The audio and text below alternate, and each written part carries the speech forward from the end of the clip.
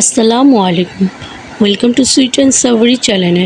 আসছে মাহে রমজানে ইফতারি আইটেম নিয়ে আমি একটা ইফতারি রেসিপি দেখাবো, যা আপনারা 1 মাস ফ্রোজেন করে রেখে ইফতারি টাইমে খেতে পারেন। সেরকম একটা রেসিপি দেখাবো। এই রেসিপিটা বড় থেকে ছোট সবাই খুবই পছন্দ করবে।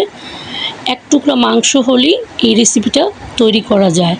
চলুন তাহলে কীভাবে তৈরি করেছি দেখে নেওয়া যায়। এখানে আমি চিকেনের একটা ব্রেস্ট পিস নিয়ে নিয়েছি। এটাকে আমি লবণ দিয়ে সিদ্ধ করে নিয়েছি। তারপর এখানে ব্রেড ক্রাম্ব এবং 2টো গাজর কুচি করে নিয়েছি। এখন আমি প্যানে তেল দিয়ে দিয়েছি 2 টেবিল চামচের মতো। তারপরে এখানে রসুন কুচি দিয়ে দিলাম 1 চামচের মতো এবং 2 চামচের মতন পেঁয়াজ কুচি দিয়ে দেব। দিয়ে এটাকে ভাজবো। এটাকে আমি হালকা একটু ভেজে নেব। জাস্ট সামান্য একটু ভাজা হলেই এর মধ্যে দিয়ে দেব আমি যে চিকেনটা ব্রেস্টটা নিয়েছিলাম ওটাকে হাত দিয়ে ছাড়িয়ে নিয়েছি। ওইটাকে আমি দিয়ে দেব এই তেলের মধ্যে।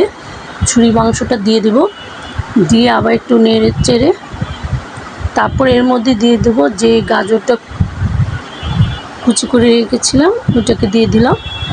দিয়ে একটু ভালোভাবে নাড়াচাড়া দিয়ে এর মধ্যে আমি আরও কিছু জিনিস দেব। ভালোভাবে নেড়ে চেড়ে মিক্সড করে নিতে হবে। তারপর এর মধ্যে সামান্য একটু লবণ দিয়ে দিলাম। লবণটা আপনারা যার যেরকম পছন্দ দিয়ে নেবেন। তারপর এখানে মরিচের গুঁড়ো দিয়ে দিলাম। এখানে আপনারা চিলি ফ্লেক্সও ইউজ করতে পারেন। আমি মরিচের গুঁড়ো দিয়ে দিলাম 1 চামচের মতো। দিয়ে ভালোভাবে মিক্সড করে নিচ্ছি এবং ভালোভাবে মাংসগুলো একটু চামচ দিয়ে ছাড়িয়ে নেবেন।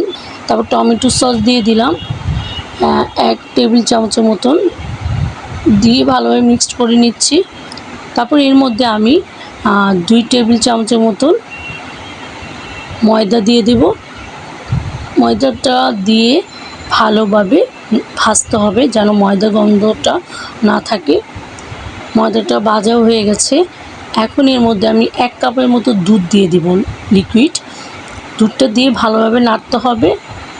এটা দেওয়া মানে চিকেনটা একটু ক্রিমি টাইপের হবে, যেটাকে বলে একটু মাখা মাখা হবে। এখন এর মধ্যে আমি একটু কাঁচামরিচ দিয়ে দেব। ঝালটা আপনারা বুঝে দিবেন যে যেরকম ঝাল খান। 1 চামচের মতো সাদা গোলমরিচের গুঁড়ো দিয়ে দিলাম। এখানে আপনারা কালো গোলমরিচও দিতে পারেন। দিয়ে ভালোভাবে মিশিয়ে নিচ্ছি। এখন নামানোর কিছুক্ষণ আগে আমি একটু ধনেপাতা দিয়ে দিলাম। এটা অপশনাল, দিলে দিতে পারে, না দিলেও সমস্যা নেই। এটা দিয়ে ভালোভাবে আর একটু শুকিয়ে নেব। ভালোভাবে শুকিয়ে গেলে এটাকে আমি চুলা থেকে নামিয়ে রাখবো। এটাকে আমি ঠান্ডা করে নেব। আমার চিকেনটা ঠান্ডা হয়ে গেছে। এখন আমি এখানে একটা ডিম নিয়ে নিয়েছি, কিছু চিজ কেটে নিয়েছি এবং ব্রেড ক্রাম্ব তো আগে দেখিয়েছি। ডিমের মধ্যে সামান্য একটু লবণ দিয়ে ফেটে নিচ্ছি। এখন ব্রেড ক্রাম্বের মধ্যে আমি 1 চামচের মতন ময়দা অ্যাড করে দিলাম।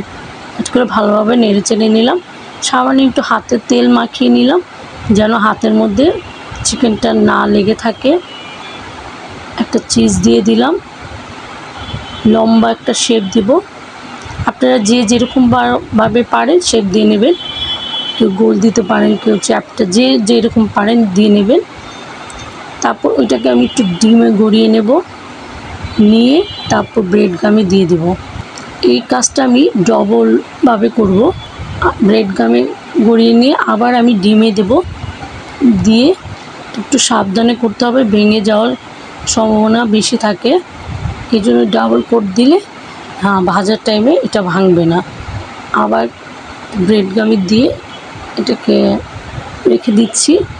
আমি আরেকটা বানিয়ে আপনাদেরকে দেখাচ্ছি। এটার মধ্যে আমি চিজ দিয়ে দিয়েছি, দিয়ে ব্রেড ক্রাম্বে দিয়ে দেব।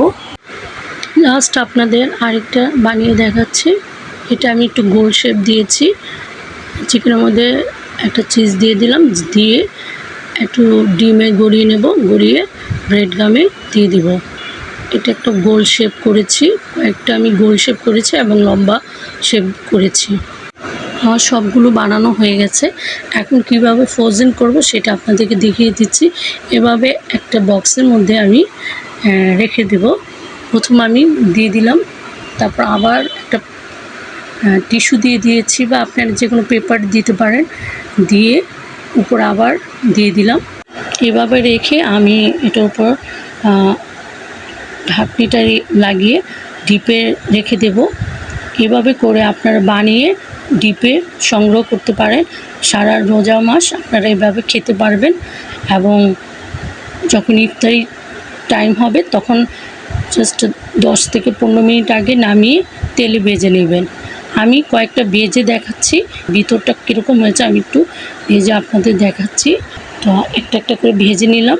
আর চুলা আঁচটা অবশ্যই মিডিয়াম রাখবে। যদি চুলা আঁচটা হাই থাকে তাহলে তাড়াতাড়ি কালার চলে আসবে, ভিতরটা ভালো হবে না। তা আস্তে আস্তে ভেজে নেবেন, কারণ এটা ব্রেড গাম দিয়ে তৈরি, তো একটু আস্তে আস্তে ভাজলে কালারটা সুন্দর আসে।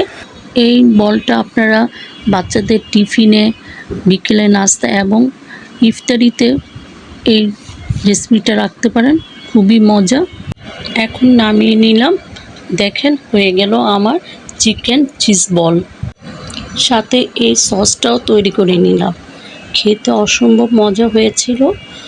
আপনারা বাসায় অবশ্যই বানিয়ে খাবেন, আর আমাকে কমেন্টস করে জানাবেন কেমন হয়েছে। আমি একটা ভেঙে দেখাচ্ছি কেমন হয়েছে।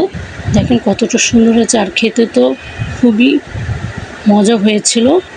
উপরে ক্রিসপি আর ভিতরে সফট, অনেক অনেক মজা হয়েছিল। আপনারা অবশ্যই বানিয়ে খাবেন, রমজান মাসে সবাইকে বানিয়ে খাওয়াবেন, আর আমাকে কমেন্টস করে জানাবেন কেমন হয়েছে।